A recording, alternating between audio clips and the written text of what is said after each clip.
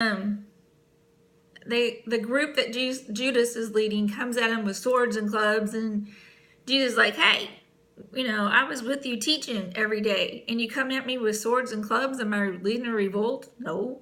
But Peter, being Peter, all gung-ho and acts before he thinks, takes out a sword, cuts off the ear of one of the, because it's dark. He may have been going for his heart and got the ear because the guy might have, heard it coming and kind of, like this. Got off his ear, and Jesus heals him. And then Jesus tells them put their swords away. He heals the guy's ear. And they took Jesus to Caiaphas's house. He's the, I'm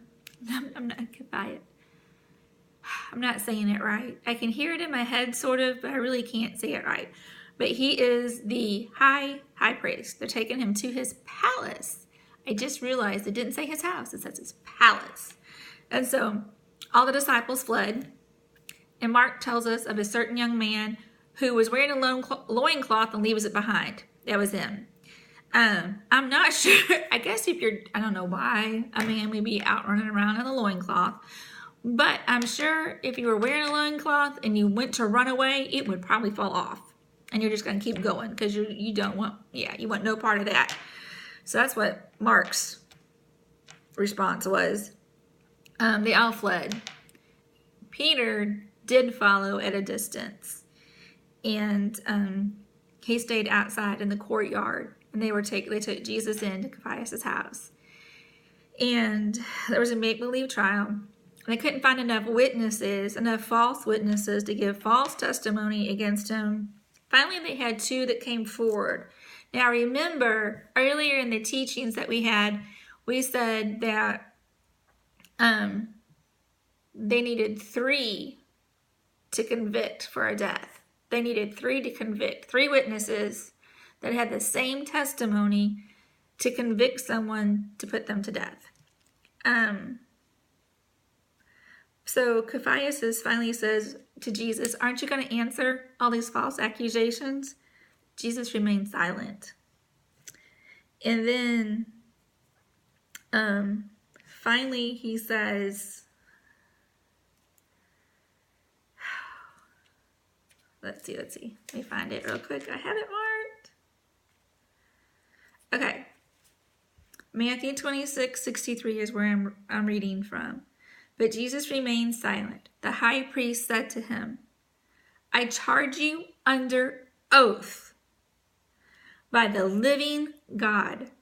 Tell us if you are the Christ, the Son of God. And Jesus says, yes, it is as you say. But I say to all of you, in the future, you will see the Son of Man sitting at the right hand of the Mighty One and coming on the clouds of heaven. High priest tore his clothes and said, blasphemy, we need no other witnesses because we have heard him speak blasphemy himself. And then he said he is worthy of death. And as this is probably really early on Friday morning.